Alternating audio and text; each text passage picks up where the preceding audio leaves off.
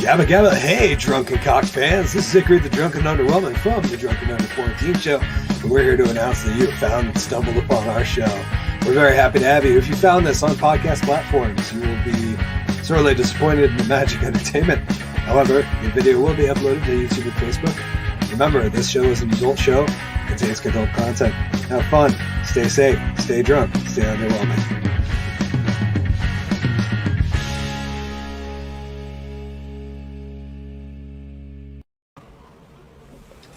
Good evening, ladies and gentlemen. Welcome back. I'm, of course, Hickory, the Drunken Underwhelming. Welcome to the Sex Show, the special edition, damn it, special edition quarantine stream.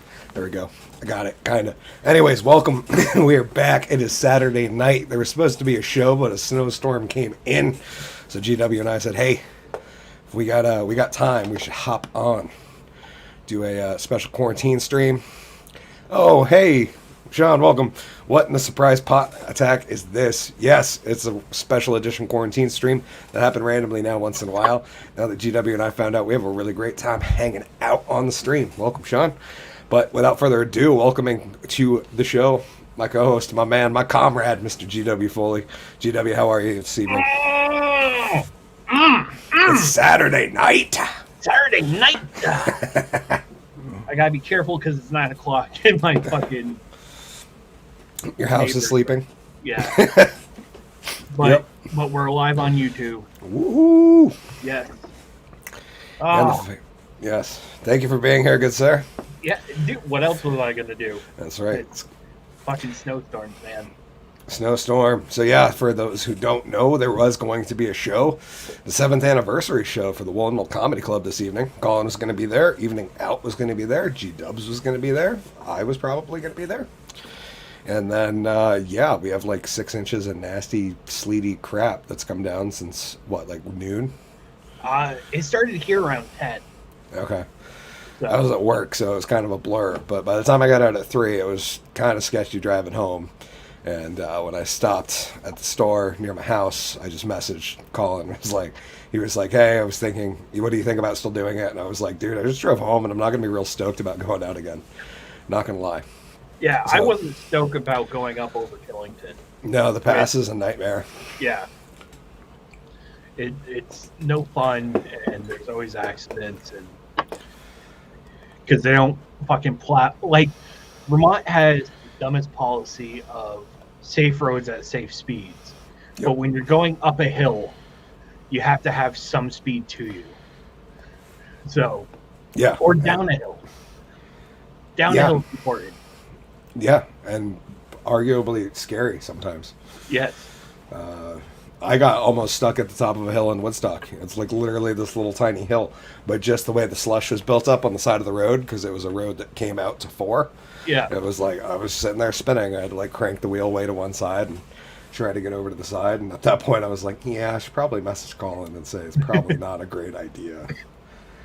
Because, yeah, it was kind of gross out there. I'm glad everybody is all right. Oh, no, I did not. I'm sorry, Sean. It's I just got back to the Muggle life, and it's been busy. I apologize. I do hope you are well, though, my friend. We did miss you. We hope all is all right and well in your life. Yes. But, yes, we do have to get to... I do have to get to that Joe Rogan episode.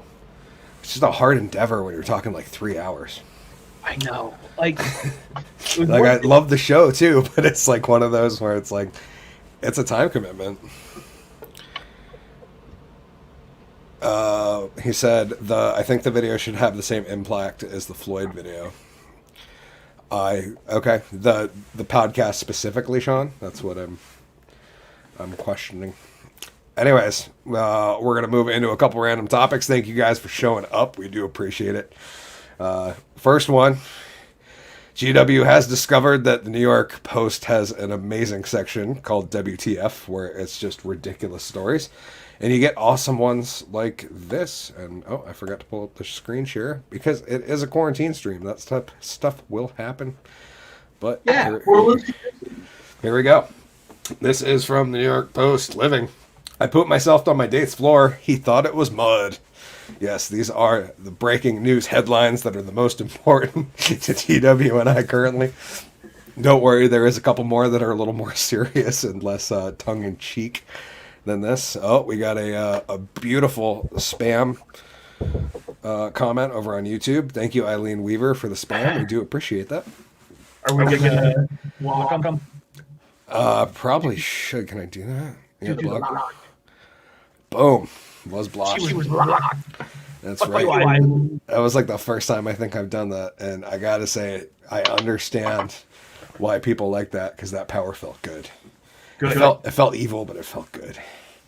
I liked it. Might turn to the dark side. But I pooped myself on my date's floor, and he thought it was mud. Here we have this, I don't know, not awful looking blonde girl here. And she is TikTok user Ken. She must have Yeah, I think this one might have been while she was sick, because she did talk about being sick in the article. And this one, I don't know. Maybe that was on the way over. I don't know. Oh, you got Sean here. He said, yes, I am absolutely 100% better. Thank you guys for your thoughts. Yes, the podcast, the whole 3.5 hours. Okay. Yeah, we'll be checking it out. He said, holy moly, that was so close. I watched that comment disappear right next to me. we wouldn't do that. No, definitely not. But yeah, that one was like, well, I don't want people accidentally clicking on spam stuff in the comments as much as I was for half a second, like algorithm. Well, we got a comment, so that should help. Yeah, that's true. I don't know how that works. I don't know because I don't remove like any comments on my channel. Only the ones that like get forced removed by YouTube. Although sometimes they randomly flag stuff that's like really strange and just innocuous. And my thought is always like, what word did this person use in the comments that got this comment yeeted off YouTube? Because it's usually something like pretty, like it's never like full of swear words or trigger words or anything that would, tell a computer like, hey, this is a bad post. We live in a weird time. That's true. Where you can say the dirty words you say on television, but you can't say certain thoughts. Yep. Like I had one that got yeeted off on YouTube, and they actually like took the comment down. That was like a random person being like, "Yeah, let's get the drunk magician to 3,000 subs by New Year." Because you said drunk. But it's my channel name, and they monetized me. Like, it's a weird. I don't know. I try not to think about it too much because it hurts. But anyways, they say this New York Post article, we got a woman revealed that she pooed on her date's floor by accident. He kicked it out of the way thinking it was mud, but it got so much worse. TikTok user Ken said she was feeling sick but decided to go on a date anyways, and her followers just can't believe what happened, even though you've already ruined the story in the headline. But now we're building suspense 2 lines down. That's not great writing. It would be like if Mice and Men was named Lenny Dies at the end. I'm gonna write a book on that. There is a great horror movie that I really love, and it was actually like partly produced by WWE. Have you ever seen No One Lives? No. It's a decent little horror movie. It's about this gang of dudes, this gang of bad dudes, and they decide to rob and kidnap this couple who's at a diner that they're at because I forget, they come over and say something, and the dude kind of like shoves them off or disrespects them a little bit, and they're like, okay, we're going to target this guy, and they kidnap him, and then they realize, and this doesn't spoil too much, that the couple has a girl locked in the trunk of the car who basically tells them like, you need to leave because he's going to kill every one of you. And the whole premise of the movie is about these bad people catching this really awful dude and how he treats them. Yes, it's but Brodus Clay was in it. He was one of the bad dudes, which a great character actor for that. Sean said, "Hey GW, you're playing Tommy 2 times in your own." Oh, it's because I I'm sorry, Sean. That's my fault. He said, tell me about the rabbits again. Yep. We're gonna have tons of rabbits. Sorry about that, guys. I always forget that if I don't turn off the audio on the screen share, GW gets doubled, and I don't realize. And I'm just tired of telling him to fix it. Yeah. So I just keep going with it. We just need to make a hand signal, so it's like non-discreet. Yes, that's perfect. There's no way I'll possibly miss that until the first time I missed that. They say, she explained on Friday I threw up 4 times. I was super sick, didn't feel good, and this guy kept asking me to come over, and I was like, no, I don't really feel good. And he was like, no, come over, I'll make you soup. So he sounds like a sweetheart. Even though, why do you invite sick people into your home? This is like the times of COVID, people. Don't do that. Yeah, don't invite sick people over. That is not a good way to not get sick. So yesterday I make the trip to this home. I do not feel good, and I tell him that. After eating the soup her date made, Ken said her stomach felt weak. She continued, I'm like squatting on his floor, I'm over a bucket, and I fart. So I'm like, oh my God, I just nearly shat myself. I'm going to go to the bathroom. And I come back, and he kicks something on the floor thinking it's mud. That's what he said. We all know where the story's going. It wasn't mud. I straight up shat on his floor. Ken said the man responded extremely well under the circumstances. She explained. He cleaned it up like a true gentleman, and I was mortified, but I was like, you know what? This is crazy. I have no words. Unfortunately, the story doesn't end there. The next day, Ken said she woke up feeling great, but things were about to take a turn for the worst when her and her date were play fighting. She said, I'm sitting on his bed, we're laughing, horsing around before I leave, and he hits me. I kind of tooted. Oh, and he hits me.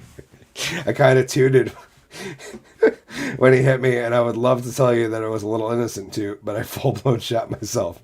And when I say shot myself, I mean all through my PJs, down my leg, all over this man's bed, on his wall. Oh. Yeah, which is news, apparently, to the normal people that girls poop. And that's just why you shouldn't invite a sick girl over to your house under any circumstances. I can't think of a possible good scenario that would have come out of this situation. I shouldn't be laughing about it. I just don't know if I'll ever be able to recover from it. The mortifying story amassed 2.1 million views, and commenters were left in total shock. The way it just kept getting worse, said one commenter, while another one wrote, I would disappear without a trace if this happened to me. Ken said the embarrassing experience hasn't ruined her relationship with her date, and he even called her to tell her not to stress about any of it. You have to marry that man, advised one viewer. This was originally appeared in The Sun and was reproduced at the New York Post with permission. Well, I guess he's seen the worst. Yeah. So they are starting their relationship off on a solid foot. Because if a person poops themselves twice in front of you, and you can handle it, then you're probably good for the long haul. I want to know what she was wearing the first time she pooped. I have to imagine it was just like booty shorts if it just kind of evacuated the pants, or was she pantsless? That's the questions that I have. Like you know what I love is a sick girl dry heaving into a bucket with no pants on. That's. Did she have no drawers, or was it a thong? Did she have a thong on and it just kind of like did a turd splitter? Yeah, cut it in two. Yeah. Sean said, well, their skin is kind of loose and easy to remove. Rabbits. He said, I could put up with a lot of shit from women and the possibility of a good time, but this is a little too far. Yeah, having to clean up the situation more than once. I'm like... Well, it kind of reminds me of the first time I met Jess's mom. Jess was having an earache, and she wanted me to drive her to the hospital. But she didn't want to go to the closest hospital. We went to the one that her mom works at. So she picked me up in her car originally. So we had her car. And so I drove her car to Ascutney, Vermont, to the hospital there where her mom worked. It got her out of the car, and her mom's just looking at me like, who the fuck are you, and what are you doing with my daughter? And I'm like, hi, ma'am. I'm going to be staying out here, and don't mind me. It's your problem right now.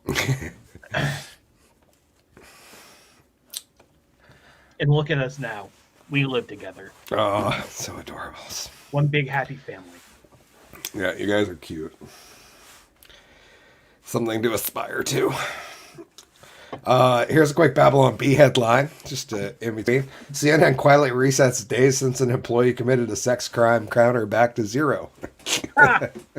After we talked about the first incident on Wednesday, did you see Project Veritas threw another producer under the bus for doing creepy things regarding kids? Really? Yeah, it was like 2 in a row.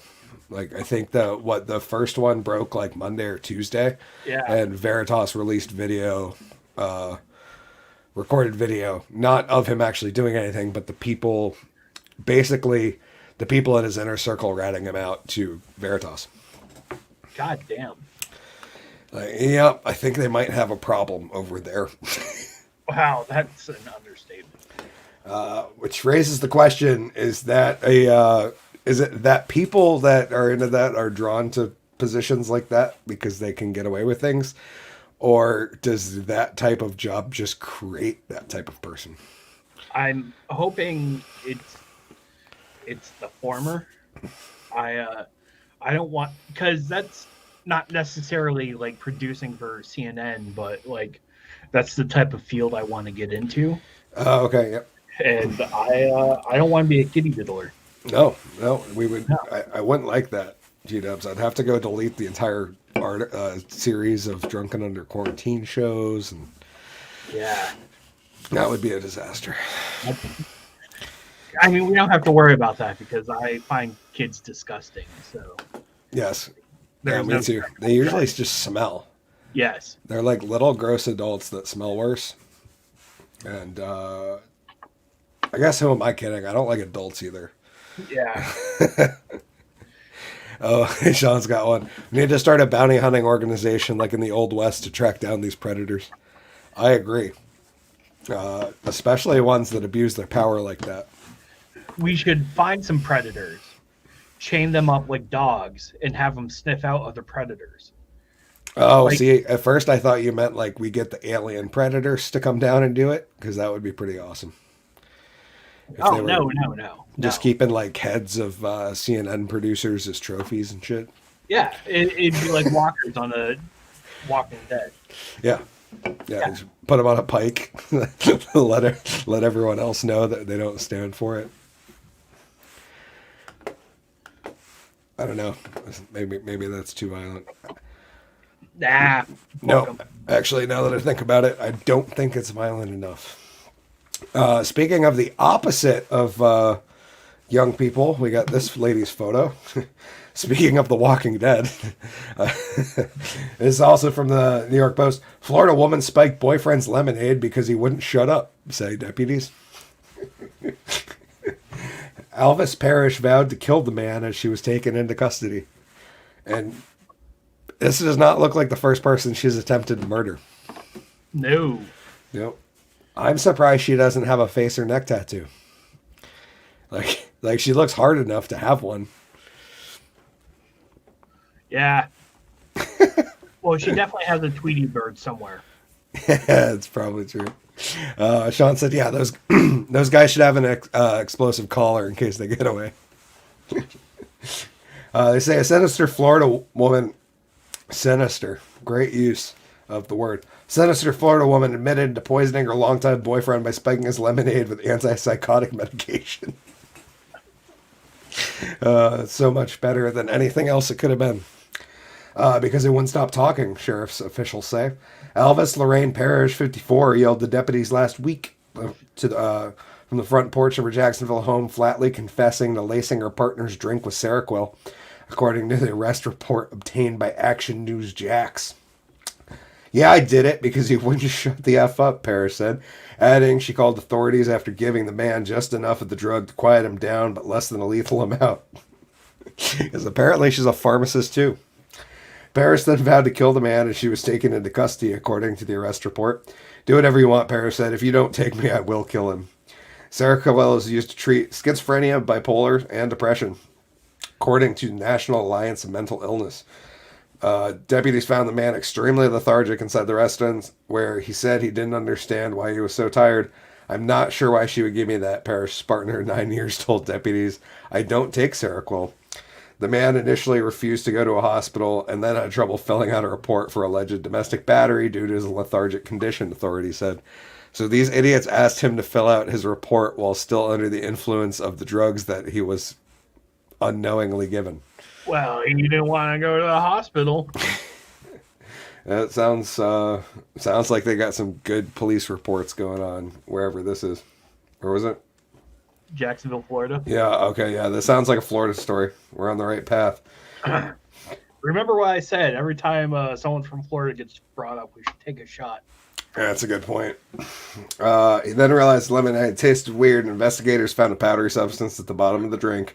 Parrish, meanwhile, admitting to spiking the man's lemonade, also detailed her actions in a notebook, according to the arrest report. Parrish remained in jail on $50,000 bond Wednesday, where she was charged with poisoning food or water with the intent to kill or injure a person. She's back in court December 29th. It's unclear if Parrish has hired an attorney who could speak on her behalf. A profile for an Elvis Parrish in Jacksonville indicates she's happily retired and enjoys crafting. Because that's journalism now, my friends. Craft and poison. That's right. We checked out her Facebook, and that's how we have the backstory. Okay, so we have to go back to that article for a second. Okay. And scroll up. I'll tell you when to stop. All right, stop. Oh, right there. Yeah. So on the right-hand side, there's an article. I'm 22 and stuck in the body of an 8-year-old. Only creeps want to date me. That looks like something we should check out. Yep. Okay. I think that's going to be the next one. Yeah, you spotted a winner.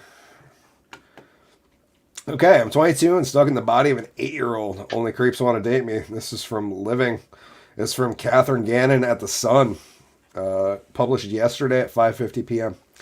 They say one 22-year-old woman has spoken out about the struggle she faces after a rare disease has left her stuck in the body of an 8-year-old girl for life. Shauna Ray developed a rare form of brain cancer when she was just 6 months old and underwent chemotherapy that stunted her growth. Shauna stands 3'10", the average height of an 8-year-old. In her TLC documentary, I Am Shauna Ray, she reveals the difficulties associated with her youthful appearance, including finding it hard to date and going to bars, as everyone thinks she's a child. Yeah, dude, I don't know what how much ID this person had. I would not serve them. Yeah. Because I feel like I would just be sitting thinking either candid cameras here or this is the worst sting operation I've ever seen. Because there's no way I would believe this girl's ID. And I say that as not only a drunk magician who doesn't necessarily have good decision-making skills half the time, but as a guy who has taken the Vermont DLC course and has served at a function in the last 6 months. I do bartend occasionally, so if you want to hire a drunk magician to guest bartend your wedding, it'll cost some money, but we can work it out. Anyways, that's my plug. Yeah, I'm working on that. I gotta do more plugs. We gotta do. This was brought to you by HickoryMagic.com. Oh, did I tell you I bought FoleyKills.com? Oh, no, that's awesome, though. Yeah. Right now, it's a profile for school. So it has like a bunch of like my photographs, my graphic design work that I've done, and all my videos. That's good. Yeah. That's awesome. Everyone's like, why Foley Kills? And I'm like, because I kill. Yep. Oh. And because that's the name. Yeah. I'm not a serial killer. I'm just a serial comic. Or a comic. Yeah, something like that. A serial comic. Serial comic? I'm just saying he eats a lot of Fruit Loops. Yes. Do you perform tricks during the music? For bartending? Oh, no, I would, though. If I was, yeah, I would totally. During the music? No, when people are actually coming up to the bar to order drinks is when I do. Because if it was during the music, I'd be serving. Because I would be the guest bartender. Although I would assume that if we were to do this properly, we would have other bartenders as well. So, people would actually get good drinks on time. And so that I could do a little more showmanship. And I think, we could work in whatever. On fire. You know, we could do some walk around. I could do whatever, but it would be really fun to be behind the bar because I can do a lot of cool tricks with alcohol, like making it disappear. Yes, And that is what I am most famous for. that is why he is the drunk and underwhelming. Yes, because I make alcohol disappear like no other magician. They say in her TLC documentary, I Am Shauna Ray, in the trailer for the show, Shauna introduced herself saying, if you were to look at me, you would think I was just a normal little girl doing normal little girl things with my fun, crazy family. Adding, but the truth is I'm not a little girl. I'm a woman, a 22-year-old woman stuck in the body of an 8-year-old. The show, which premieres January 11, 2022, shows Shauna facing issues trying to do normal things that a 22-year-old woman does in everyday life. Yeah, it's crazy that she's 22 years old. We see Shauna get turned away from a bar when the bartender said we don't allow kids, being asked how old she is when she attempts to get a tattoo, and even questioned about her age when she tries to sign up for a gym. And I don't blame that bartender at all, dude. Yeah, no. Nope. There's Or like... the tattooist. Yeah, like every bit of any wrongdoing falls on the bartender. Yeah. Hell no, I wouldn't serve this girl. Shauna's mother, Patricia Patty Schrankel, also speaks on the documentary about heartbreaking time when her daughter had brain cancer as a baby. Shauna was 6 months old when she found out she had brain cancer. Sorry, when we found out she had brain cancer. I feel, I guess, almost guilty that she'll have to go through this for the rest of her life, so all I can do is protect her. Shauna explains exactly what happened after she went through the chemo and how this affected her growth. My pituitary gland was rendered almost dormant because of chemotherapy. The doctor told me I was done growing, my bones were fused, and my height was 3 foot 10 inches. So it was almost like the opposite of Andre the Giant. Yeah. Like, he had an extraordinary amount of pituitary output, and she had next to none. That makes a lot of sense. Yeah, that looks really weird. That margarita is like half her size. Now that I think about it, I wonder how... So it's just her height. Like, I wonder her liver. Else works. Her liver, you know, like all the things that would process things. Like, does she get... She's like, man, she's probably like got to be like, what, like 60 pounds? Yeah. She must... That Can't be very big. No, she's got to get tanked off that mucho margarita there. I mean, that's a lot of booze for a 12-year-old. They say Shauna also goes on to reveal how her dating life is affected, explaining that she's single and always tends to attract the wrong kind of guys. I attract creeps, a-holes, and idiots. It's scary to put myself out there, but you have to put some risk in to get happiness. And that's her blowing a cloud, which looks creepy as hell, too. So the documentary shows her going on a blind date with a guy who tells her he thought he was being punked when she introduced herself, which I can't blame that dude either, dude. I'm not disagreeing with anybody that's in the wrong in the story, I guess. Shauna said she's looking to become more independent from her family and wants to be seen as an adult.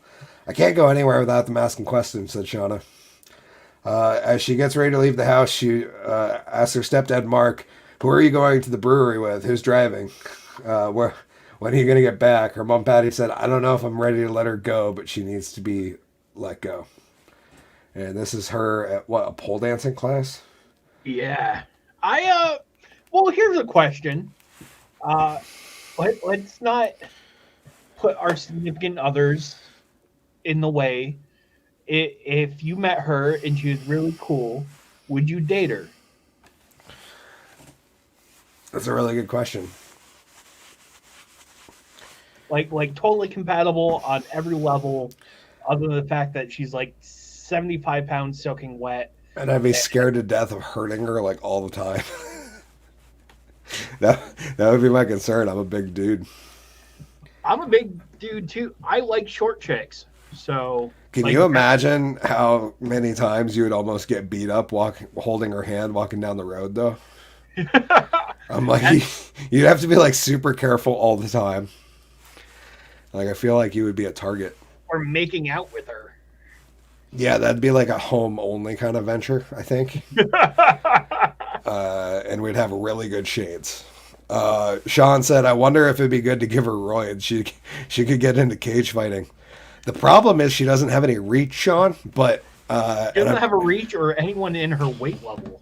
that was the other thing: is how low does the women's weight classes go?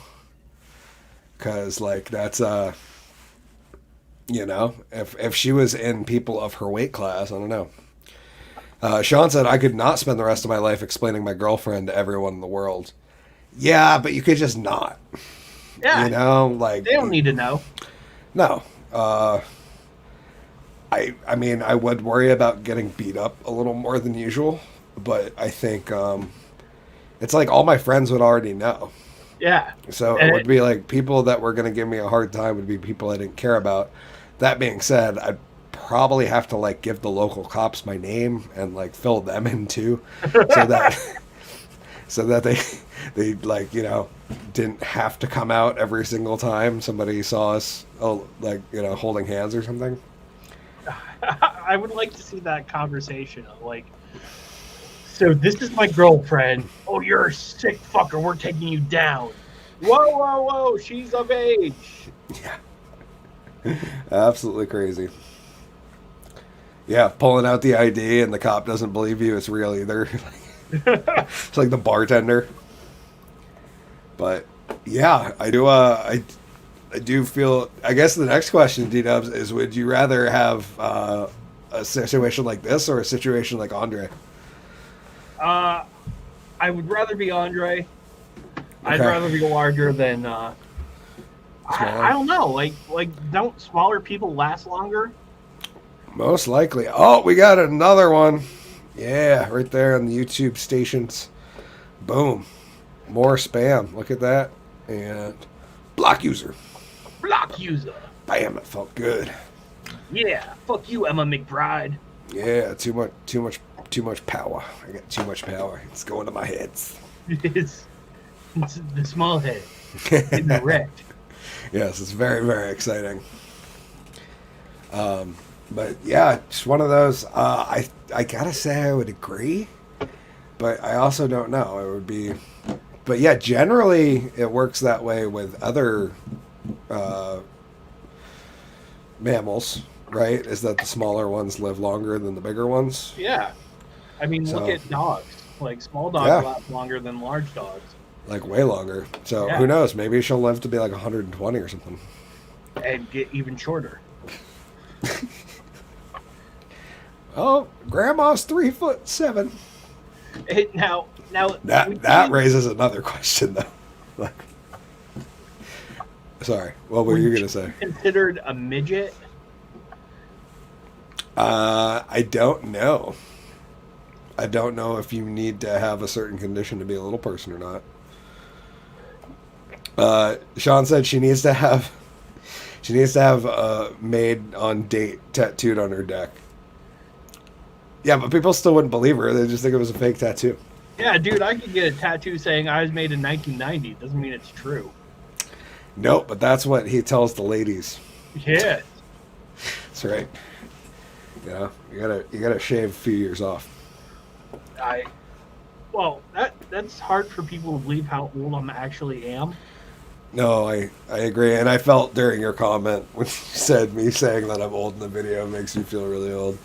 And I was like, yeah, I understand, but still, sometimes doing reactions, I feel really old. I was like, oh, man, this kid is like half my age and super talented. No. There's certain times where I'm just like, I got nothing. We're going to go from a story about a little tiny girl to a big old girl. This is an Ohio woman accused of trying to steal a Christmas tree by holding it in her naughty bits. This is from World News Daily Report, where facts don't matter. I don't know if this is real. I don't know, man. There is some articles on here that do not look... Oh, let's see. There was a good one. Saudi religious police cracked down on major pork smuggling ring. 319 arrested, 27 tons of bacon seized. That's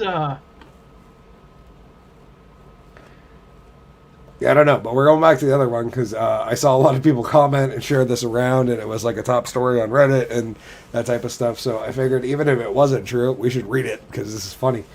A Walmart store in Cincinnati faced one of the strangest shoplifting attempts in history yesterday. A would-be thief lost her consciousness while trying to insert a 7-foot-tall plastic Christmas tree inside of her own body. that's a finite space, right? I think she thinks it was a portal. Like this is gonna sound racist, but it's not a black hole. No, and it's not like an ultraviolet where they have like the they have portals. Have you ever seen ultraviolet? No.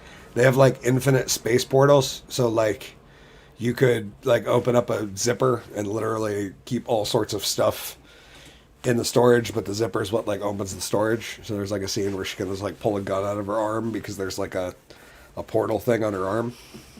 That's a convenient plot point. Yes, yeah, it worked really cool. It was actually really cool when ammo just started pouring out of it. That was neat. But yeah, according to the police report, 43-year-old Wanda Brown took a 7.5-foot slim Yuletide. So at least she picked a slim one, you know. It wasn't like the full. Yeah. It wasn't the ultra wide. Yuletide pine Christmas tree with her inside the store's restroom with the intent of inserting it entirely into her body cavity and steal it. Unfortunately for her, the pain caused by the insertion was too great. She lost consciousness before the end of the process. She was found lying bloodied and senseless on the floor in the middle of the restroom by other customers who immediately decided to call 911. Lucy Myers, one of the women who found Miss Brown, said the paramedics and called the paramedics, said she thought the woman had been a victim of an extremely savage aggression. It's a really funny way to phrase that, I think. Yeah. When I saw at least 2 feet of a huge Christmas tree had been shoved down her no-no bits, I thought it was the work of a sex maniac. Officers of the Cincinnati Police Department were rapidly dispatched on the site expecting a manhunt for a sexual offender. According to CBT spokesman Captain Tyrell Harris, the officials were in disbelief when they saw the footage of the security camera and understood that the woman's wounds were self-inflicted during an ill-conceived criminal plan. When we saw her go in the restroom with the tree and noticed that no one else entered before the witness who called us, we understood and instantly felt nauseous. That's the dumbest crime I've ever seen. Yeah, pretty amazing. Wanda was transported to the University of Cincinnati Medical Center, where doctors still consider her condition critical but stable, but no longer fear for her life. She suffered from severe lacerations, necessitating over 375 stitches, lost more than 2 liters of blood. She hasn't regained consciousness yet, but doctors expect her to do within a few days. Mrs. Brown, where she'll probably kill herself from embarrassment after reading this story.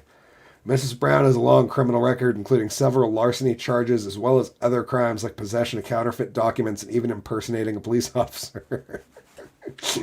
She'll face 2 new charges, larceny and indecent exposure, but the lawyer has demanded a psychiatric evaluation to determine if she is fit to stand trial. The evaluation is set to take place after she regains consciousness, obviously, and recovers from her injuries, which means her trial shouldn't take place before February or March of next year. Dude, how? Once again, I just go, how do you come up with the idea of like, I'll just shove it up my snatch? Like, you know, that works for like small things. Yeah. You know? Like an iPhone. Sean said, can you imagine getting the call on the intercom for cleanup on aisle 7? You show up with a mop and you're like, oh, I didn't bring enough equipment. We're going to need a pallet jack. And I would say you pay me minimum wage. Fuck you. Yeah, I'm out of here. I am not a nurse or a doctor. This is way beyond my purview as Walmart employee. Wait, are you telling me there are security cameras in the bathroom? No. They were outside the bathroom. Well, it wasn't a bathroom, right? It was a changing room? No, the incident happened in the bathroom. Oh, okay. But they saw her go in with the tree because there's typically there where the bathrooms are, there's an alley or a hallway where there's cameras in there so you can see who goes in and goes out. Yep. And so they saw the whatever her name is go in with the tree, and then a couple minutes later they saw the person go in who discovered the body. Okay. I'm just glad she didn't die, because like imagine dying and showing up at the pearly gates and St. Peter's going, you know how you got here, right? Yeah, that would be. Oh God, I can't imagine too many things more embarrassing than that. Sean got a good one. He said, oh, Christmas tree, would you please slip inside me? Yeah. Sorry Your if I leaves can't. the green are turning red. Better not push too far or I'll be dead. Oh, Christmas tree, oh, Christmas tree. You guys are great. We should record that. Have you ever heard the Afro Man Christmas album, by the way? I have not. Yeah. There's only one song from Afroman that I know. Okay. Which everybody knows. But yeah, he did entire Christmas album called The Colt 45 Christmas, where he does like ridiculous parodies of Christmas songs. And most of them are pretty raunchy. And yeah, I had a good time with that album. I can see that. Oh, wait, actually, that's a lie. There's two songs that I know. Because there was a song on one of the Jay and Silent Bob Strikes Back. Oh, really? Yeah. Hold on. Yeah, I know a handful of songs, but Colt 45 and 2 zigzags, baby, that's all we need.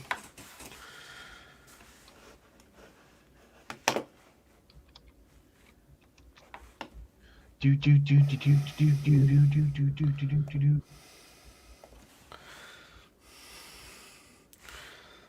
Do do do do do do do do do do do do do. Where is it? Where is it?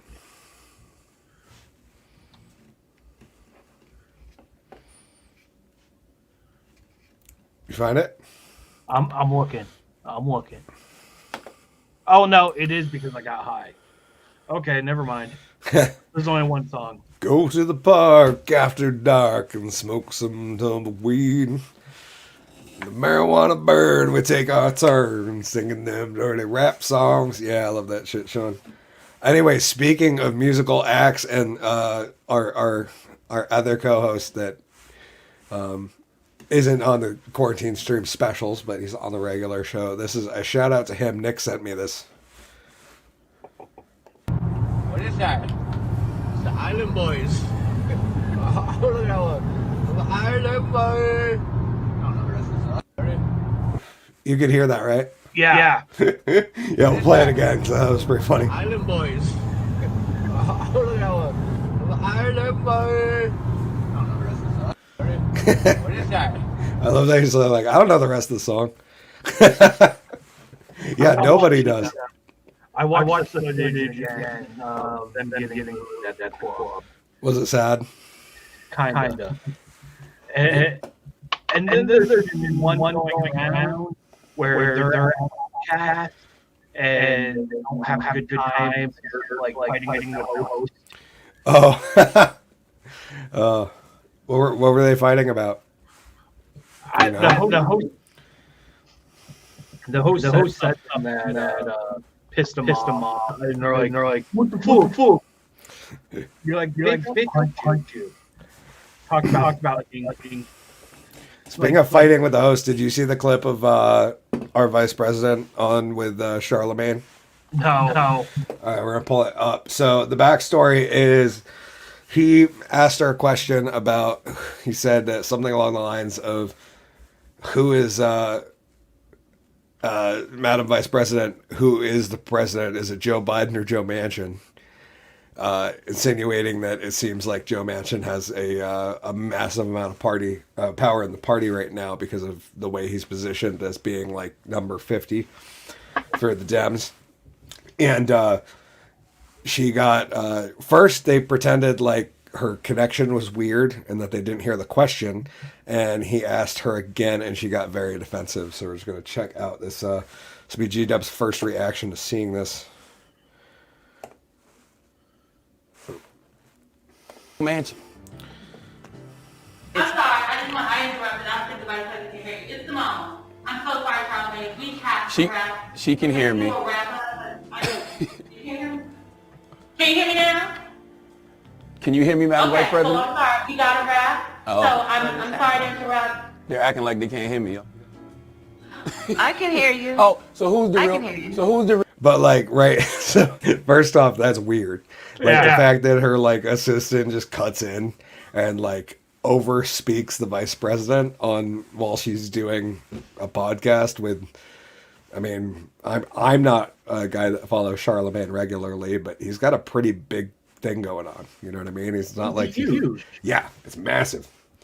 So here is the response after he asked the question: who is really the president, Biden or Manchin? Real president of this country, is it Joe Manchin or Joe Biden, Madam Vice President? Come on, Charlamagne. I really- Come on. It's Joe Biden. I can't No, tell no, no, sometimes. no. It's Joe. Okay, she's about to unleash my favorite quote, so please pay attention. This fucking kills me that she says this. Biden, and don't start talking like a Republican about asking whether or not he's president. Do you think Joe Manchin is And a problem? it's Joe Biden. It's Joe. Right? Like the funniness of like getting so defensive instantly when he didn't insinuate anything about Joe Biden not being a president. He was literally just using a framing device for asking a question. She really is more pissed that the question wasn't who's really the president? Joe Biden or her? Yeah, that's a good point. Let's see, let her end the clip. And it's Joe Biden, and I'm vice president, and my name is Kamala Harris. And it just And then that cut over to the clip I used for the to get that clip because I didn't feel like hunting it down myself, so I sourced it from another show. But Yeah. just like, oh, dude, I how can't these people be decent guests on shows? Like, how do you get to the point where you're like the president, the vice president, or even running for president, and you're like so bad at being on? well, because they're still running an old model of That's true. people aren't supposed to like pressure politicians and ask them tough questions. And in Charlemagne's case, I'm sure they were expecting that, like, as a black man, like that, the insult that she levied, it says it all. Yeah. Like, don't start acting like a Republican. Like she was threatening to take away his black card. Sean references something that made me think that she kind of said the quiet part out loud. He said, "Oh, hell no, you don't talk about my Joe like that. Only a Republican can ask such honest questions, apparently." And I was like, what she really just said is that Democrats don't ask questions of the party. They just go along with whatever they say. Well, yeah. And that if you were to question it, you were acting as a Republican, which is ridiculous because I question that shit all the time, and I am nowhere near Republican. But in their eyes, you are. Oh yeah, no, dude, I'm like a far right extremist as far as the establishment's concerned. a libertarian. No, they see me as like a full on. Oh, you're a wackadoo. Oh yeah, I'm a MAGA flag waving Q leader, basically. Is that's how far the paradigm shifted. I went from like, I actually used to do a stand-up joke that was like, and this was before the cultural shift even more. This was back in like, I think I wrote that joke in like 2014 or 2015, about how it's really weird going to a family gathering and being like the Joe Rogan. I'm like the cool centrist guy that likes drugs. And then I go to work and I'm like Alex Jones. I'm like the crazy conspiracy right-wing guy that just won't shut up about, the evil powers of the elites and stuff. It's like, yeah, no, that still rings pretty true, actually. Yeah, Like, even more so now. Like I'm compared to you, I believe I'm more left, right? probably. I don't know. I have a weird hard time with that just because like when I fill out the when I did the political compass test, I'm not sure if I'm supposed to answer as an idealist, like what I would like in my ideal world, or how I see it in a world that we live in now. You know what I mean? Like, Yeah. so, I mean, as like how I see it getting along the best for everybody in the country as we are right now, I'm just center of left and very far down on the libertarian scale, and then I scotch way righter when I answer an ideal world, because like in an ideal world, I'm like, no cops, like no, like a little bit of military funding, like no government oversight, no regulations Yeah. is how I like would really like it. But I realize that even coming to the table with that, I sound as crazy as the people that are like, we need free everything for everybody. Yeah. Sean said correct. He also said, I cannot tell you how many times I've been labeled as a conspiracy theorist. And here's to another time. You conspiracy. Yes. Cheers, conspiracy. Sean. The funniest part is being called a conspiracy theorist is like the least offensive slander I have thrown. Usually it's more like I get clumped in with people who I get called a right-wing racist or something like that. Sean said, I believe that truth can only exist in a centrist position. Just my opinion. I also believe that the only political situation to be in is right libertarian, because if you have a truly right libertarian society, every other form of society can evolve within it in pockets, but it keeps everything to a minimum. Yeah. But yeah, now it's I believe that truth can only exist in a centrist opinion position. Yeah. Although there becomes a certain point where the political compass shifts so much that a centrist, they're calling Bernie Sanders a centrist. So, stuff like that. Centrist is a wide area. Yeah. Yeah. It's like 50% of the field.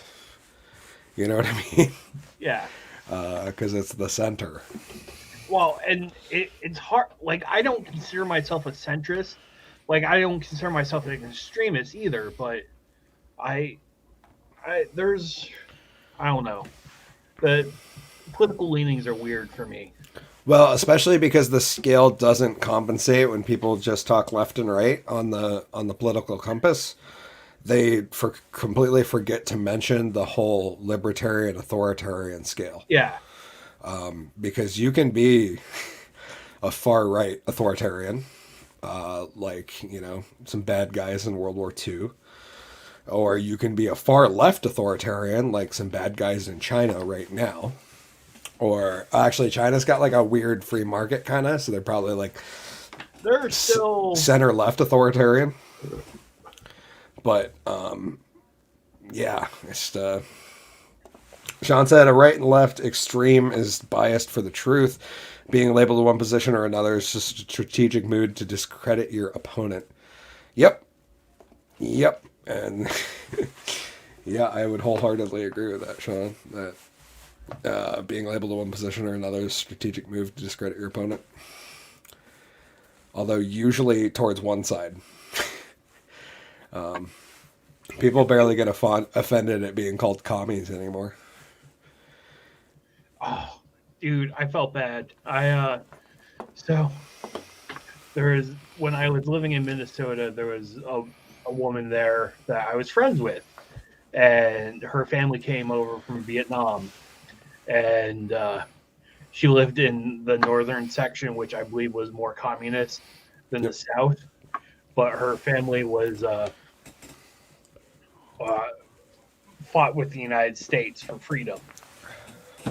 And so I only heard the first part, and we made a joke, and I'm like, "Oh, you're a commie, okay." and she got so upset.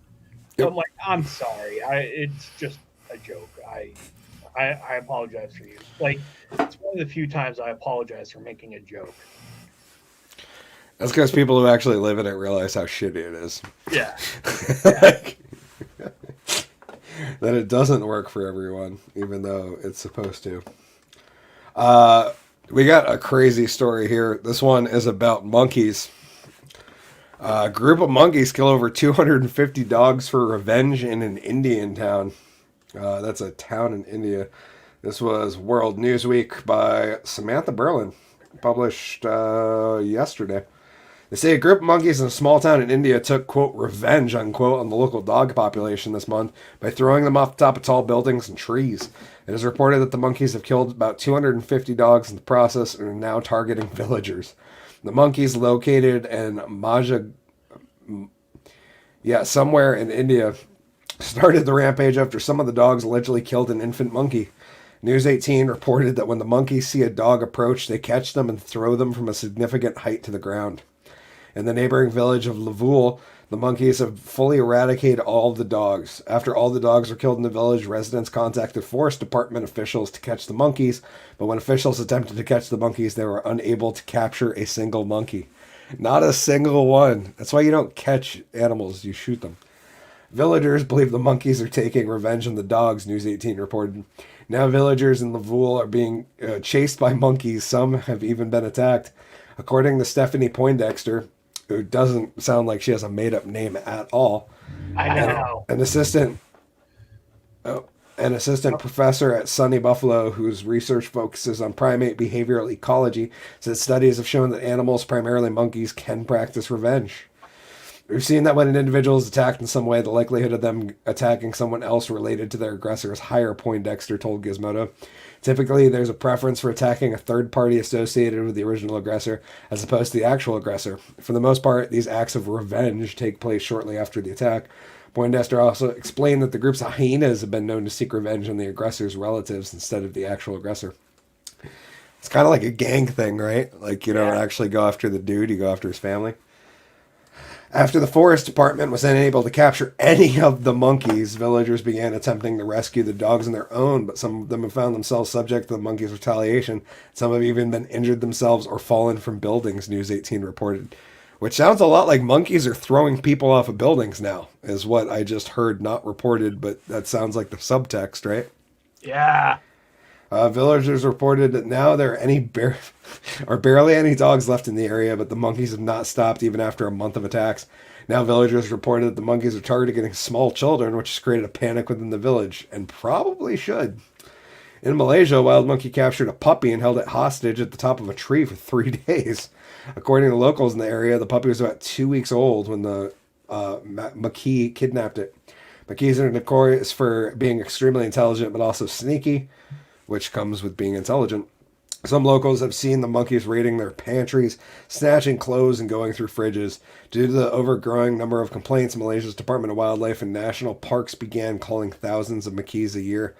But many believe the monkey was not trying to hurt the puppy, but rather care for it as its own. It looked like it was treating the puppy as a friend or its baby. It was very strange. Footage of the incident showed the pup attempting to get out of the monkey's grip, but it was unsuccessful. Eventually, residents were able to scare the monkey into dropping the puppy into the greenery below. What do you think, G-Dubs?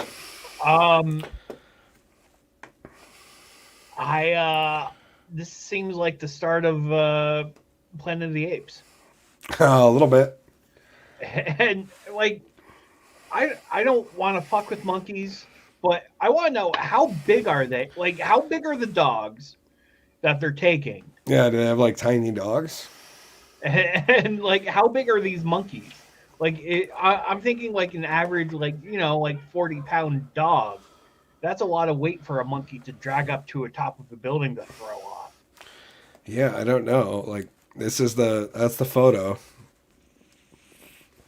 But there's no comparison. You know what I mean? Like, there's nothing to judge them against, so it's really hard to tell what. Like, if it's 250 Chihuahuas, I can see that. But if it's like 250 Shepherds, like German Shepherds, that's Planet of the Apes starring Mark Wahlberg. Well done, Sean. It looks like the apes won in this movie already, though, considering they've like pretty much culled the dog population of the area. Sean said, no wonder Morocco wanted to send us Legion Monkey Army at the beginning of the War on Terror in the Bush presidency. Legion Monkey Army? I don't know about that. It was something that Morocco wanted to send was monkeys to use in the battle in the War of Terror that is still going on presently. Yes, that one that's lasting forever. Yeah.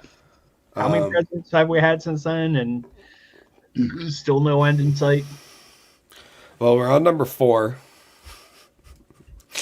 Yeah, it was Bush, Bomber, or O-Bummer, as we like to call him, Trump, and now O-Bummer 2.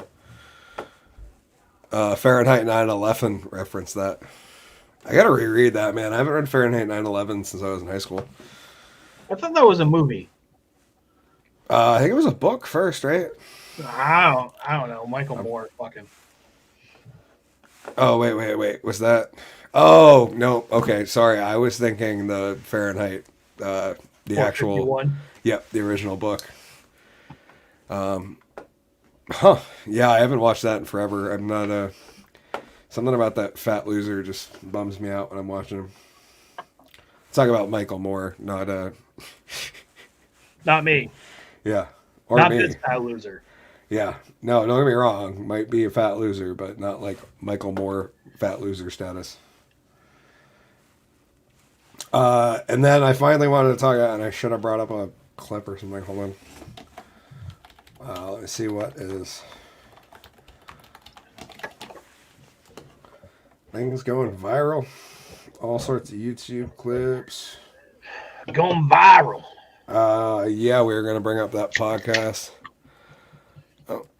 Oh, we got I'm going to pronounce your name wrong, and I apologize. We got Krishna Jun Sarvana. I apologize if I pronounce it wrong, dude. I am a drunk magician, not very good. He said, hello. This is how we're doing. Hope you're great. We're pretty good. Having a good night. We're fucking fantastic. That's right. It's Saturday evening. Sean said, Michael Moore movies. Yeah, just like I really don't like that Morgan Spurlock guy either. The guy who did Super Size Me. Yeah. There's actually a really great rebuttal to Super Size Me called, oh God, what was that movie called? Bowling for Morgan, I think is what he called it. Oh, look at that. Thank you, sir. Good job. Yeah. Oh, yeah. So I won't do it again because I'm likely to get it wrong the second time. I have a good, keep the streak alive, I guess. He's one and done. Yes. Thank you for showing up, good sir. It's nice to see you here. But yeah, God, where was I going with that? Morgan Spurlock. Oh yeah, Bowling for Morgan. So he did a 30-day documentary where he ate nothing but McDonald's, but he didn't get sodas and he ate like normal portions and worked out and exercised, and he actually lost weight and his blood markers got better and shit. And he mocked Super Size Me he kept calling Morgan Spurlock's office, like Morgan kept calling McDonald's for comment. And like his people just kept denying him. It was really funny. There's some good parodies in it. I'll have to check that. Bowling for Morgan? I think it's called Bowling for Morgan. It's only like half an hour or something, but it's a really well done parody / documentary. Because it's a real documentary, but he is parodying Morgan Spurlock and Super Size Me like the whole time. I'll have to check that out. He was just like upset at how it was presented.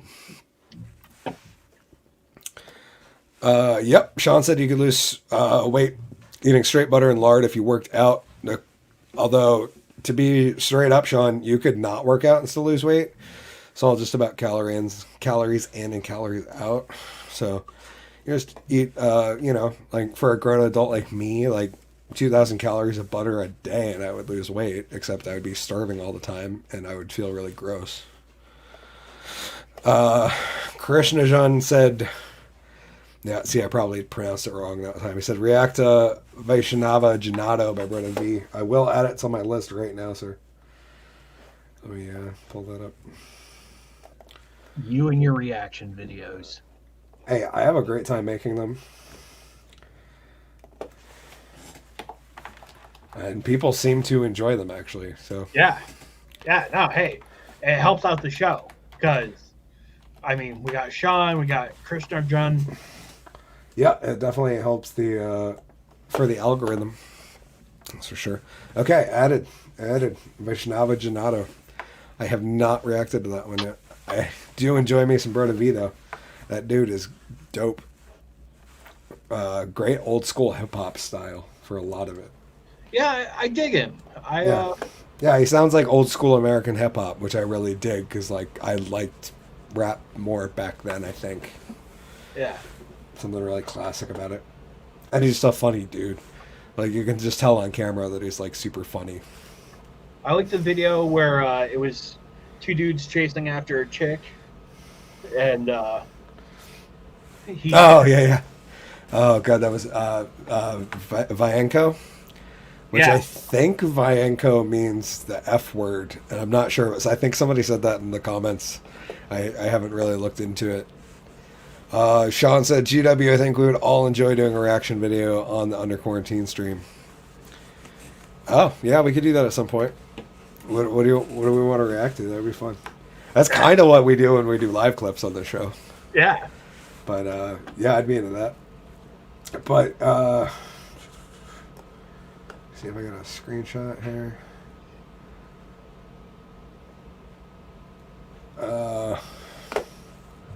Anyways, I wanted to talk briefly about Sean. I don't know if you saw it. Sean, in the comments, are you do you watch Timcast? That would be my. And if so, did you watch the RA episode? Because before we get real deep into it, I just wanted to see if Sean had seen it yet. He said Vaishnava Janato is a mix of Indian classical and some real good facts that happen everywhere around the world and is a banger. You would love that. Huh. Did I do that one? Dude, I gotta look at like my because I feel like I did react. Maybe it's just not up yet. I don't know. I do have like a couple worked out, but just because I don't remember seeing that one. It is super.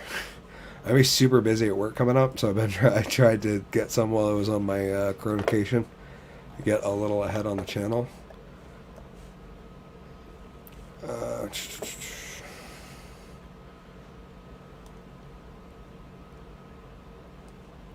No, okay, I did not. Okay, I'm wrong. No, I will do that. Sean said, yes, I do watch Timcast, but I've not seen that particular one. So, yeah, it was Thursday night, and he had R.A. the Rugged Man on. For those who don't know, which one is that you would like me to see? I was curious if you had seen the R.A. the Rugged Man episode of Timcast that was on Thursday.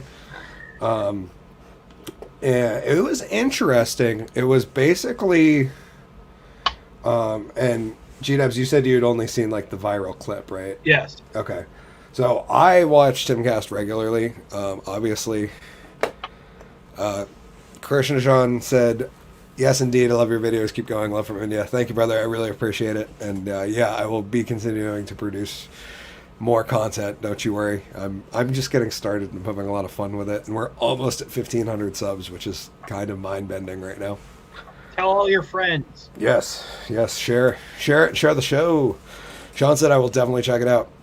So yeah, it's interesting. A lot of people had a hard time with the episode, and I completely understand why they would, because Tim typically has well-informed guests on who know more than the average, the average person about news and what's going on, and they actually follow stories and follow like a lot of the hot button legal issue cases that have come up, the Chauvin trial, the Ahmaud Arbery trial, Rittenhouse trial, stuff like that, and they actually know what they're talking about most of the time. And then This was not that episode. This was R.A. the Rugged Man coming on and trying to argue, even though he's incredibly ill-informed compared to the cast of Timcast. And it got heated. It got heated enough during the show that I was mildly uncomfortable at points. And all I could think is I would have kicked this dude out of my house. Like within the first 20 to 30 minutes. Like, G-Dub, straight up, we had a guest that acted like that, and like there was like a point where my brain clicked watching it like 20 minutes in, where I was like, if somebody said that on the stream and it wasn't a joke, like they literally said that and felt that way, and they were genuinely that openly racist, I would have just like kicked him out and been like, okay, sorry, we're not talking to racists on the show. Yeah. Like, that's not who I'm looking to like hang out with and support and be friends with. Like, that is the people that I don't like. I understand getting a different point of view, and everyone has their own point of view on things. Yep. But when it gets to the point where you have to add that bravado to it, like, fuck you. You're not being helpful. Yeah, absolutely. And it was just a shit show. I'm trying to find a clip. Okay, we'll pull this one out real quick. No. It's got an ad, so we'll let that play in my headphones, which is incredibly annoying that I can't skip it. Did you find it on YouTube? Yes. This one's on Daily Motion. I was gonna say, man, you need to find fucking YouTube Premium. Yeah, I've thought about that, and especially now that we share more on the show, and that probably should.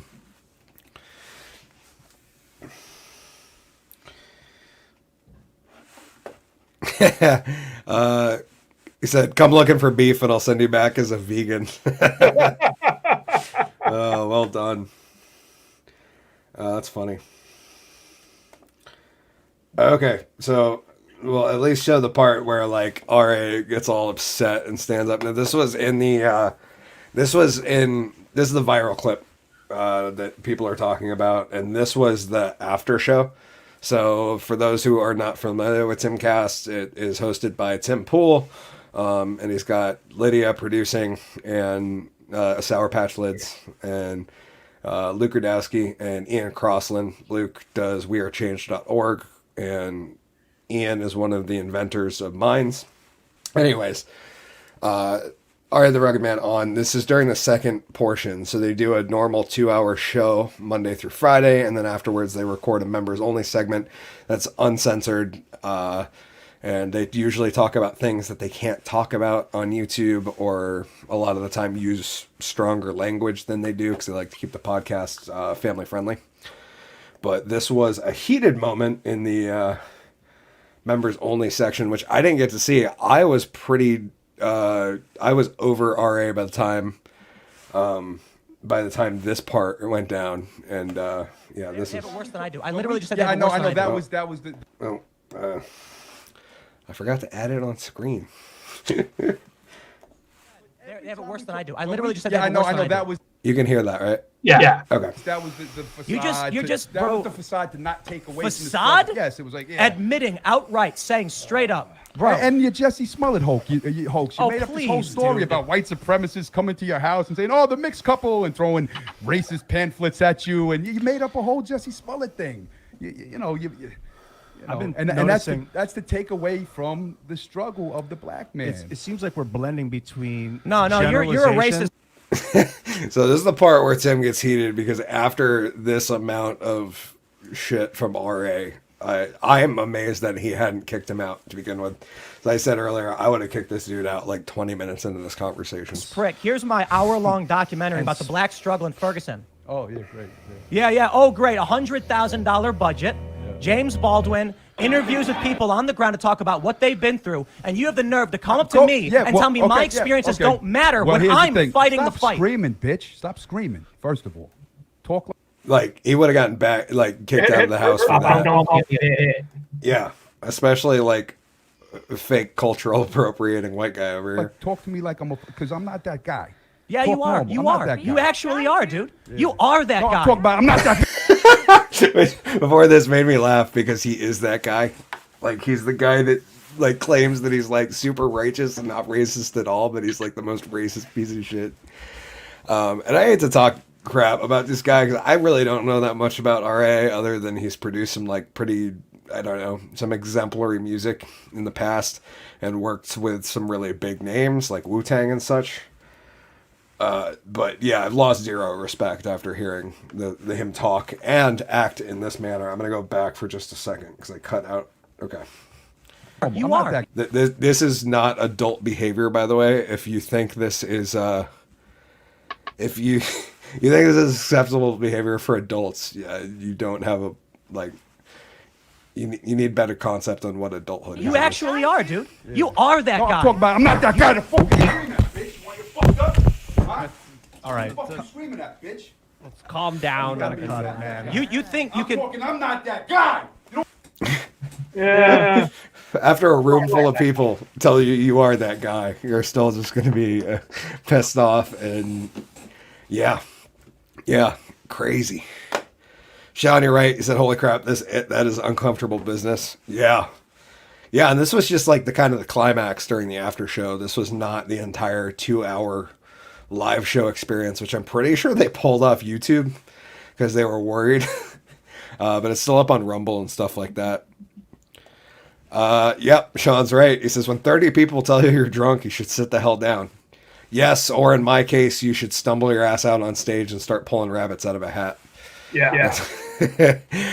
And Krishnarjan said, where are you from, Drunk Magician? We are from Vermont, Northeast USA. It's a winter wonderland out there right now. And yeah. Oh yeah, while that clip was going, I blocked another one. Ginger Griffith. Getting a little more spam. No, we shut the spam down. Shut it down. Shut it down. Shut it down. Yeah. Unfortunately, this continues. What did you do to me? Did you disrespect me? Nah, you start raising Did your you- voice to me like I'm some sucker? Did you laugh at me? Bitch. Yeah, laugh.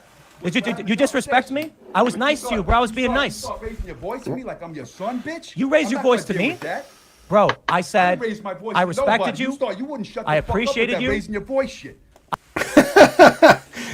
Reminded, this is after an entire 2 hours of this dude disrespecting Tim and his story. Because those who don't know, Tim is from a mixed race family. He's been through some shit. He grew up on the south side of Chicago. Like, he is not, and he basically had to sit there for RA to call him a white boy, derogatorily, like the entire show. And all I could think is like, you're whiter than Tim is, bro. Isn't he Jewish? RA? Yeah, I think. I don't know. I know he did speak up on when he was talking about because he was basically at one point comparing. He was talking about how Tim had a struggle as a mixed class dude, and basically saying that your mixed race Asian white struggle doesn't matter because it just takes away from the black struggle and the Jewish struggle and the Latino struggle. Which is like the most asinine fucking logic ever. Because we all know Asian people have it good. There's no such thing as Asian hate. Yeah. Yeah, just like you can't hate white people. Well, correction, you're allowed to hate white people. But everybody loves us because we're so privileged and special. Sean said, Tim needs to pull that sword and gun off the wall and escort that gentleman the F out of there. I'm like absolutely amazed it didn't happen. I was honestly anticipating it the entire show. And to be honest, I didn't think it was going to be Tim. I thought it was going to be Luke, dude. I thought Luke was finally just going to like have his moment and just be like, no, you get the hell out of this house right now, dude.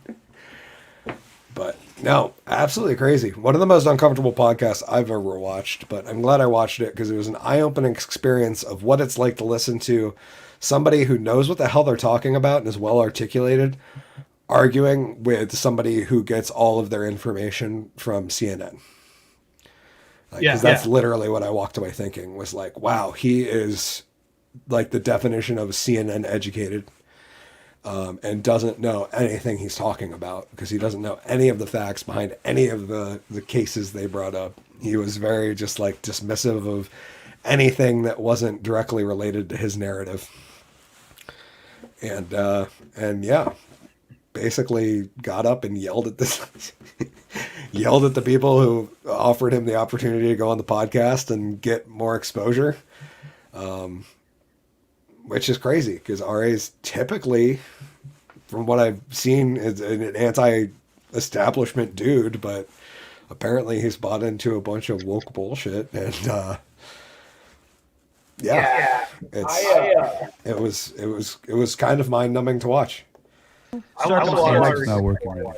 It's working. Oh, there we go. Sorry, I forgot to unmute that one again. That's my That's beef. all right.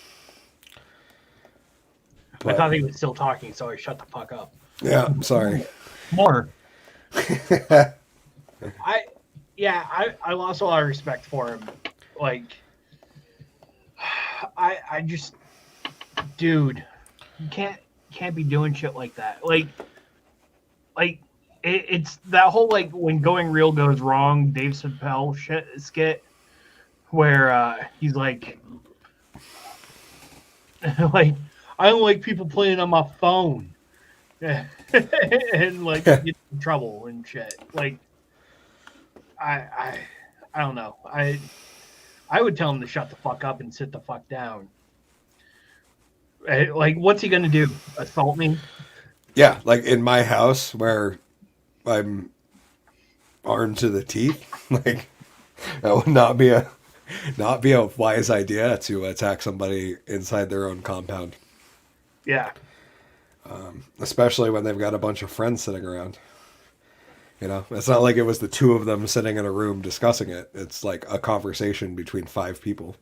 And it's being recorded.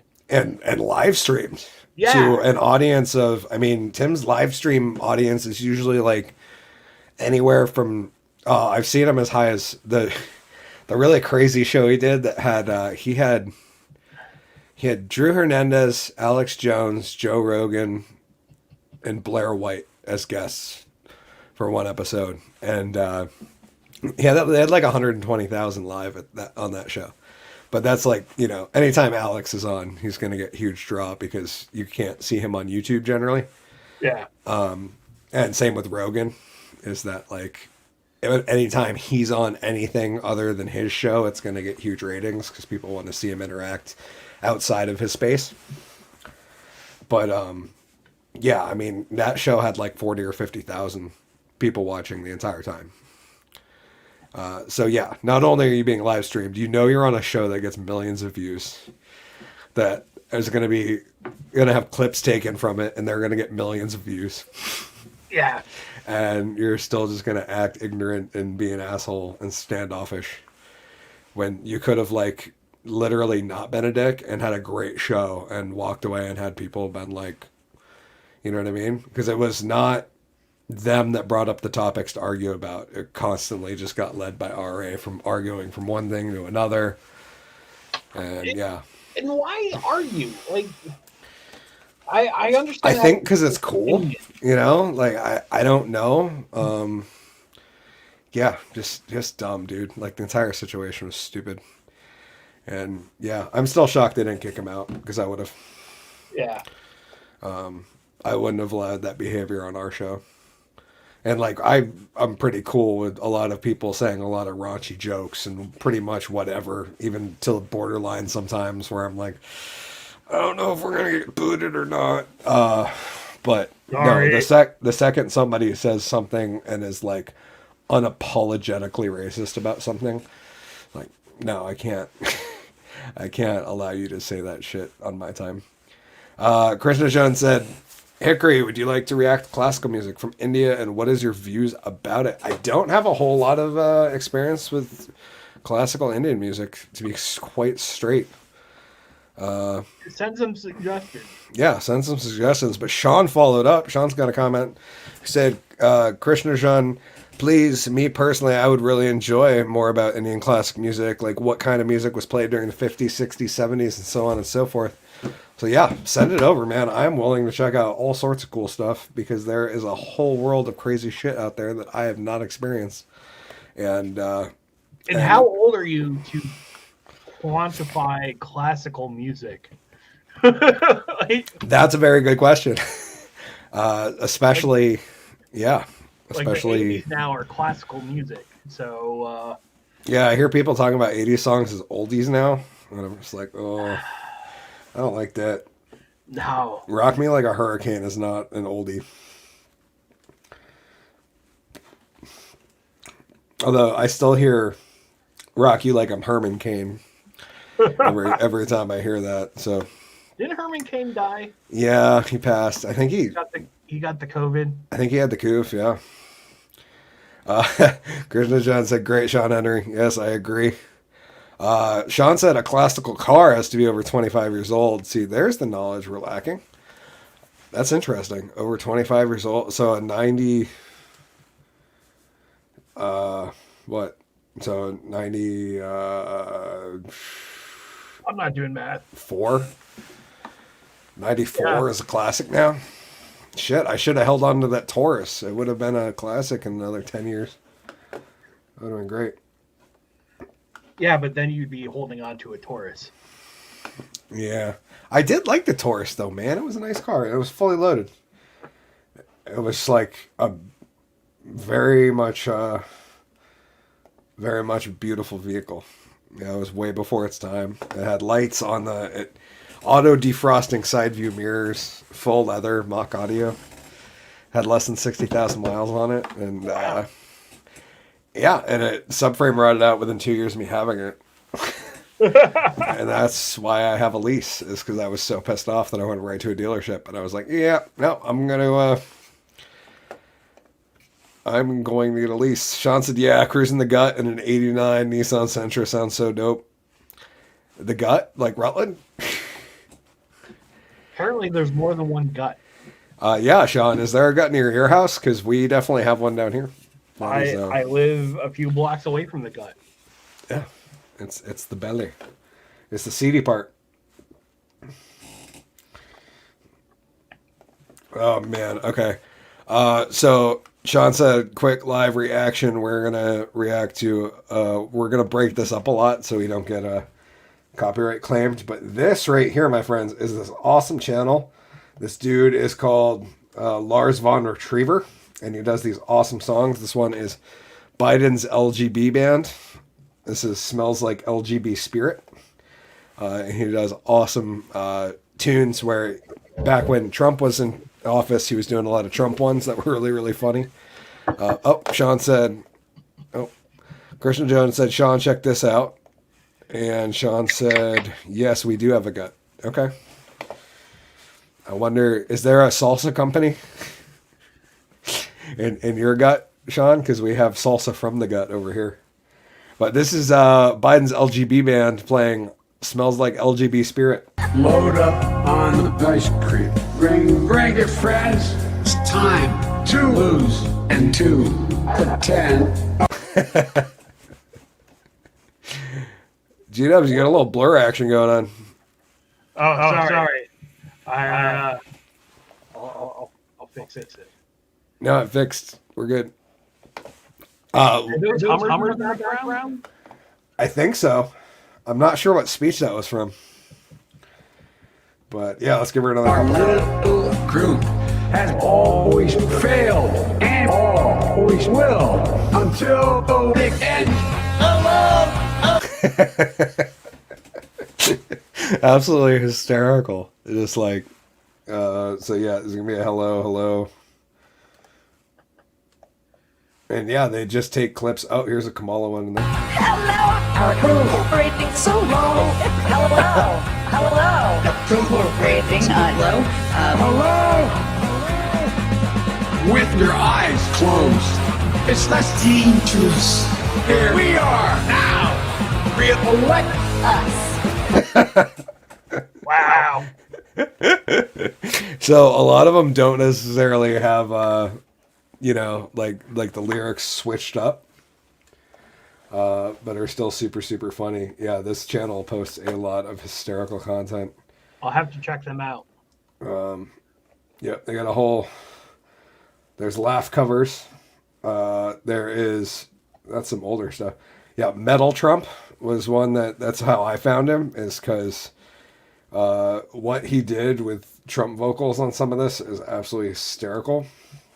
And yeah, he's obviously doing a lot of Biden related content because, well, it's what's going on and it gets clicks.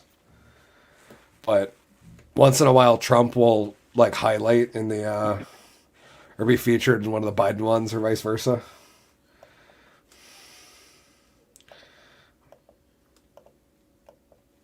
Okay, here we got another one. This is Metal Trump. Enter Sandman. My wife asked me, why the Sandman? Just tell me. Our First Lady. I said, because when Enter Sandman filled the arena, fans went crazy. When you hear the music, you'll understand exactly why I say that. So, like, edits in a fun clip of Trump talking about the song. Yeah, okay, let's get to some lyrics here. Are you ready? Are you ready? Are you ready? G-Dubs, are you ready? I'm ready. Say your prayers, little one. Don't forget My son, to include everyone on. Oh! Tuck you in, warm within, keep you free. From sin. Till the Sandman. He comes.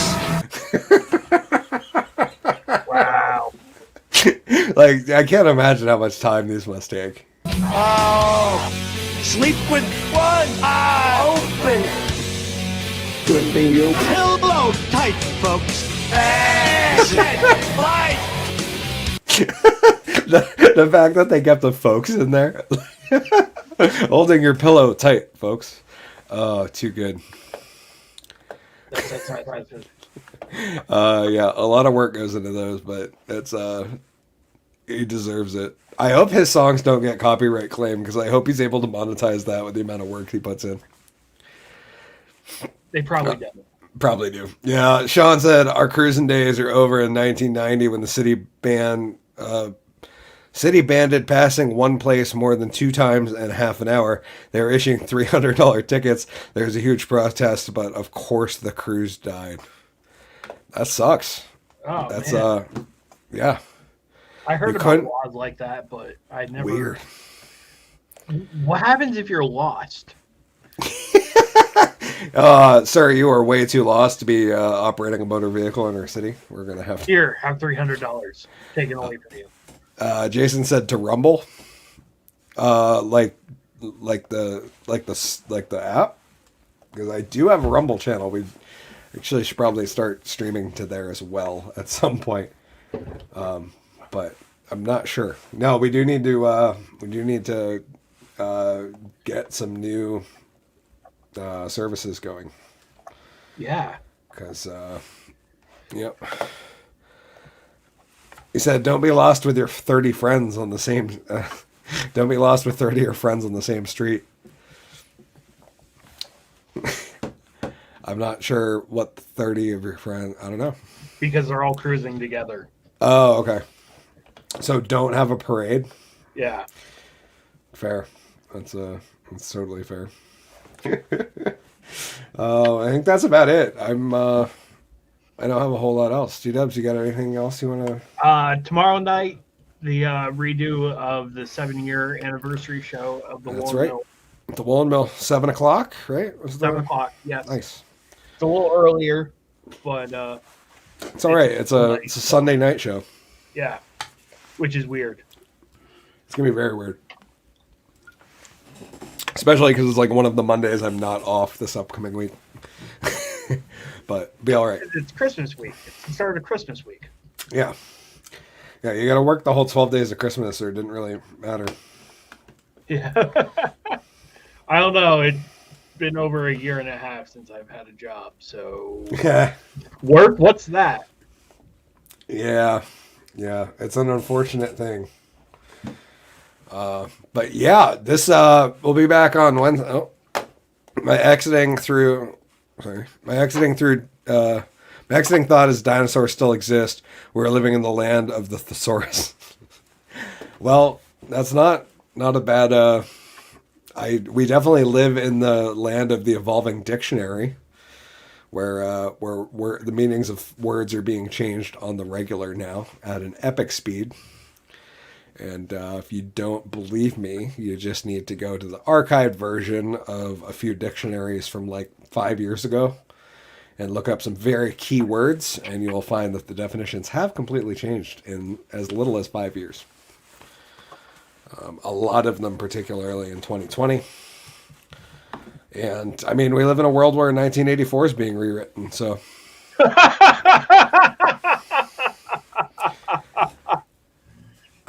Krishna Jean said, my grades are weaker than Stephen Hawking's vertebrae. Oh, savage. That was really good, my friend. Well done, well done. I still love Dan. Dan Gilbert had a really funny bit about that. You ever heard of Stephen Hawking bit? It was about him being on some depression medication that wouldn't allow him to achieve fullness, and we watched a Stephen Hawking documentary where Stephen Hawking was bragging about how his D still worked and he'd bang all sorts of women. Well, our poor friend was laying there wishing he had a full one. Yeah. Yep. I miss Dan. I haven't seen that kid in a while. Apparently, he was at Kevin's open mic on Monday. Oh, cool. Yeah. Good. I'm glad to hear he's still at it because he's a funny dude. I like him. That be said about a lot of the people that I'm friends with and or perform with, but not about all of them. So we'll say it's a compliment. Some of them are just not funny. No, G-Dub is pretty funny. No, there's a few comics that I like most of the time. This is going to be a conversation off air. Which ones? Sean Henry said that was the least God could have done for Steven. Yeah, that poor feller. But yeah, that's pretty much all I got. Tomorrow night, live, 7:00. G-Dub's Hickory evening out. Colin Doyle. We'll be at the club. It'll be the 7th year anniversary party. Oh, we should have talked about the unnamed band that didn't want to show up to the show because there was burlesque. Yeah, we might have to get into that on the show Wednesday. Yes. This Wednesday coming up. There's another one. Look at that. Oh, fuck Sophie. Yep, Sophie, you are yeeted. Bam! Yeeted. This Wednesday on the show, people who want to call in, there is going to be Saucy Santa will be on the program with us, talking all about answering all of your Christmas questions. And it's Santa, and he's awesome, and he's hysterical and heartwarming, and it's really good to talk to him. And we'll see if the elves are willing to suck the toes this year. You know, it depends. Every year's a little bit different. I want Christian to call in on Wednesday. That would be awesome. Yeah. If you want to leave a comment on one of the videos with info, or shoot me a message on Instagram or Facebook, and we'll make that happen. Both are on the links are in my in my about section on my YouTube channel. So that is where you can contact me. Contact me. I'll add you to the group. You can call in, ask Santa anything you want that won't get us booted. Those are the rules. All you're not allowed to say is anything that'll get us pulled off the air, which I can't tell you, because if I told you what they were, we get booted off the air. So, but it's really, as far as Santa goes, they're pretty wide open. It's not like, most of the things that we would get yeeted off for are news and politics related.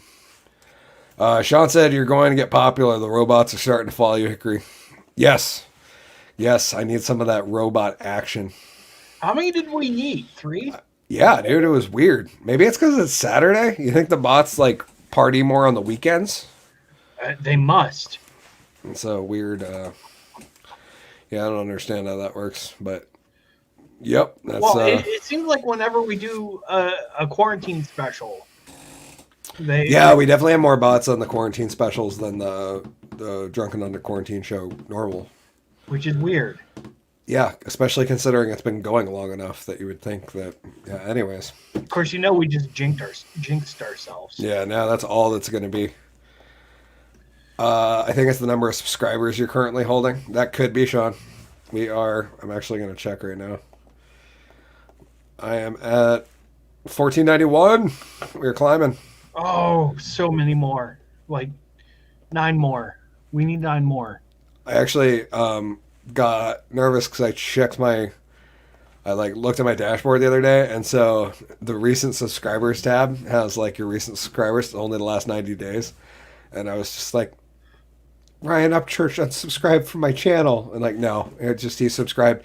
Ryan Upchurch has been subscribed to the Hickory the Drunken Underwhelming for over 90 days now. I guess that's what I was trying to humble brag about right there. Yeah, pretty stoked. That's a trip, dude. He subscribed to me at I think I had 250, 300 subs or something.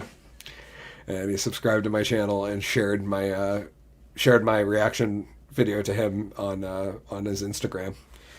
And Ryan, why aren't you on the show? That's right. If you want to be on the show, Ryan, I know you like random fun conversations and posting wild shit on YouTube. Let's do it, kid. That would be absolutely fun. It would be a great time. That's a dude that actually jaw dropped when I saw his name. I had to triple check to make sure it was his real account. And yeah, it was a trip, dude. Like to see that kid, because I just thought it was a fake account. Like that was my initial reaction, right? It was like when somebody like that, Hillbilly Reacts in the house. Hillbilly, what's up? He said church is awesome about that. Yeah, absolutely wild. Kind of mind blowing, especially because it was like under 300 or 400 subs. It wasn't like I was over 1,000 or anything, which is, I don't know. I guess I only felt good about it because I got to it. That was like my big yeah, I'm over 1,000. I'm kind of legitimate now. But yeah, now that it's climbing, it's wild. Sean said it's totally awesome. You're gonna get huge. I hope you're ready. Contrary to how beautiful and slim I look on camera, I'm already pretty big, Sean. That's sorry, I couldn't help myself. Sometimes the jokes just lay them up too easy. Hillbilly, thank you for dropping by, brother. Yeah, church is awesome. I love most of the things he does, man. But yeah, it was my reaction video to look at these dudes that he shared on Instagram, because and I will never forget the fucking line of the song, because I was laughing. Literally the reaction he shared was like part of his line, and then me like doubled over just laughing like and it was the line about y'all want to be mad at me for being a honky when you're all faker than Morgan Wallen's apology or something like that. I'm like, oh my god, that was a genuine gut laugh reaction that I hadn't heard the song before. It was like the first time I heard it, and I was like, that line is fucking funny, and I was doubled over, and he shared my laugh. And he laughed at my laugh, which meant I cheered up Ryan Upchurch, even if it was just for half a second. That made me pretty happy that the dude I'd been listening to for 4 years found my channel. It was a little wild. Anyway, Sean said, very nice self-deprecating joke, but I'm referring to your greatness rather than your girth. Thank you, sir. I appreciate that. Yeah, it's an interesting trip, dude. It's been a wild ride, watching the sub count go up and seeing people comment, and just, it's a trip. It's absolutely wild. Oh, nice. Hillbilly said, I think I was only at maybe 100 subs when church subbed to me. Jelly, dude. Yeah, it was absolutely crazy. Krishnarjan said, okay, guys, have a great time and day. You too, sir. Thank you for dropping by. Please post up some of the Indian classical and some comments on the channel so that I see them and I can find that stuff. Because if I search Indian classical, I think I'm going to find stuff that is not what you're talking about, probably. But I don't know. Maybe it would be. But leave me some links and some comments, dude. I'd totally love to check it out. And yeah, that's all we got for this evening. Please follow GW at at FoleyKills.com. Yeah. I'm Yes. so excited you have that now. I'm at HickoryMagic.com, even though my website kind of sucks. And I don't do much with it, but that will change eventually. Like if Sean said, if I blow up, my website's going to need to get better, and I'll actually probably pay somebody to build it. Oh, my Hey. mom's watching. Hey, Mom. Hi, Mom. I love you. Love you. It's good to see you, and I hope you're calling in to talk to Santa on Wednesday. Jason said, peace out, bitches. Yeah, peace out. Thank you for dropping by, Jason. Jason, Hillbilly, Krishnajan, Sean Henry, Dolores, all the bots that got banned in the making of this podcast. Thank you guys for all coming in. We had, holy crap, a ton of YouTube comments. That's a trip to go back through that.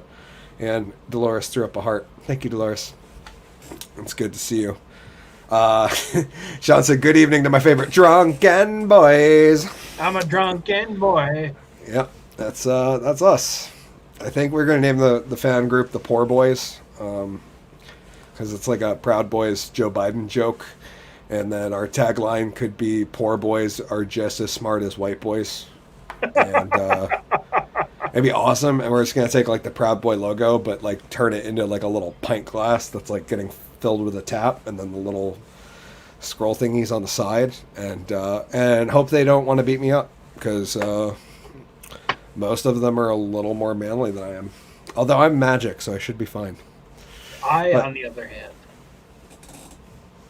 Yeah, but I'll take all the credit for it, so you don't have to worry. It'll be solely on my shoulders. The Poor Boys. I don't know. It has a nice ring to it, you know? The Poor Boys. Yeah. I'm a poor boy. Nobody loves me.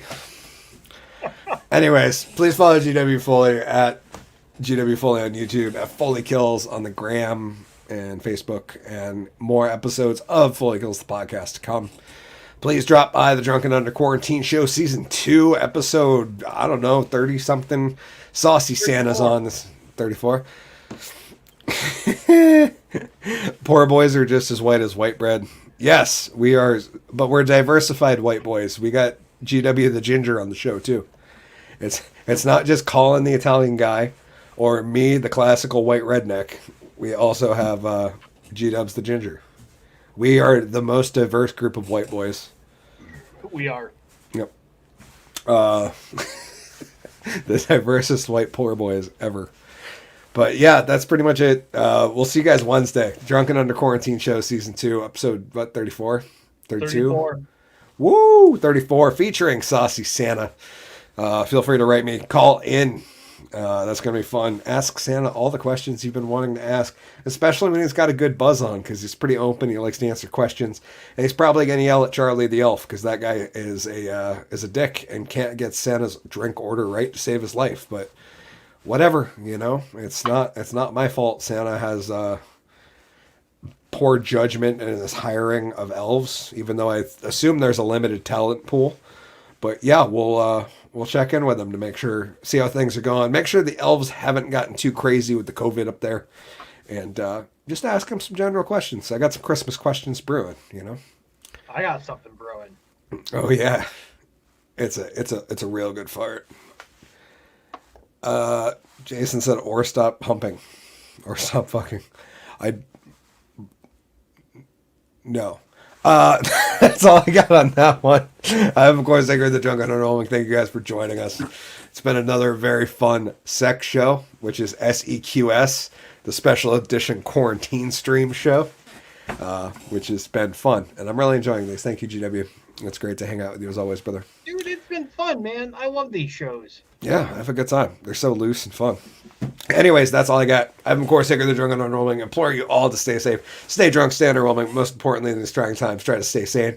And remember, I don't know, get saucy like Santa is if you're having a hard time with the holiday stress and shit.